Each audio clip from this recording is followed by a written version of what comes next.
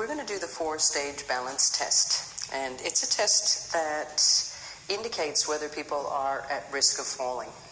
So the first position is with the feet together, side by side, or a little bit less than hip width apart. Now make sure that if people feel unsteady or don't feel confident, that they have a wall or a table or a chair to put their hand on so that they know they're safe.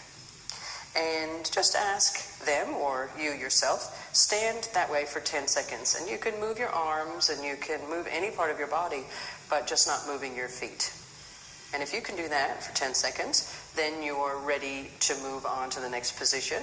But if you can do that for 10 seconds, why not challenge yourself for a moment by closing your eyes and just get a sense of how you start to feel the ankles dynamically move, and maybe moving your pelvis a little bit forward or backward are some of the means where we keep ourselves in balance. So in a way, standing in balanced posture is actually about not falling over and constantly catching yourself as you tip.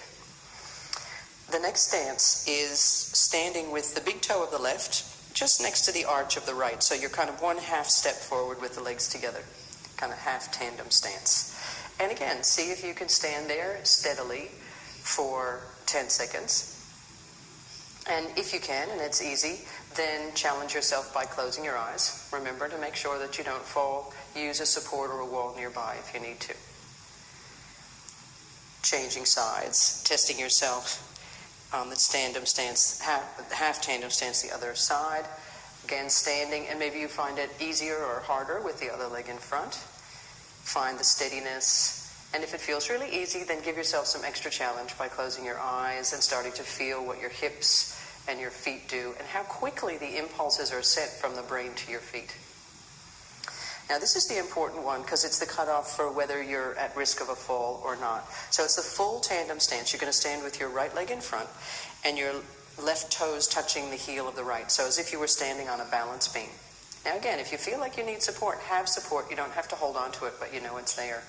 And see now whether you can stand confidently for 10 seconds. You can use your arms and move your body as much as you need to, but just not moving your feet. And if you can stand in this position for more than 10 seconds, then that means you're not at risk of a fall. But if this is difficult for you for 10 seconds, then it does mean that you should do some more balance and strength training and some falling prevention.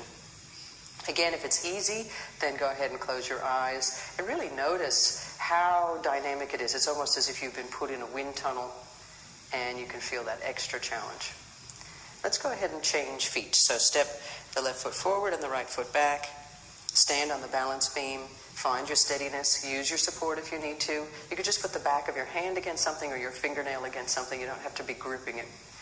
And again, see if you're steady. If you feel extra confident and it's really easy, close your eyes and let yourself just feel how you keep yourself balanced, how your ankle starts to move, how you might move your pelvis a little bit, but mainly it's in the ankles.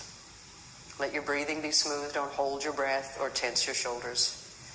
So if you successfully stood like that for 10 seconds on each side, then you are not at risk of a fall. But of course, we're going to do balance and strength training in anticipation of aging, which we're all doing.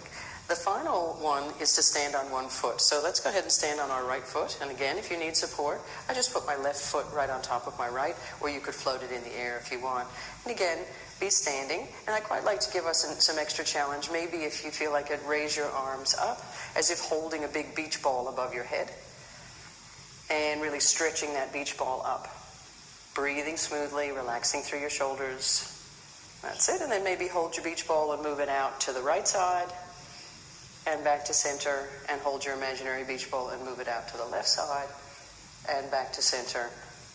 Good. And then up to the left and then down to the right. Excellent. And then up to the right and then down to the left. So that gives you some dynamic movement.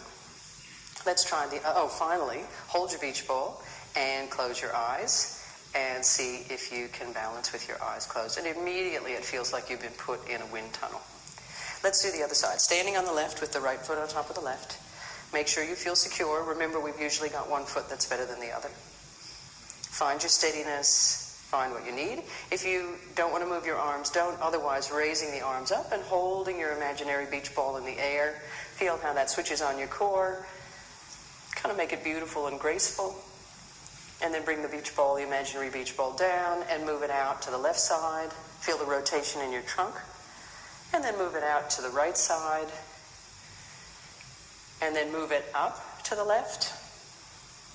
And down to the right. And then up to the right.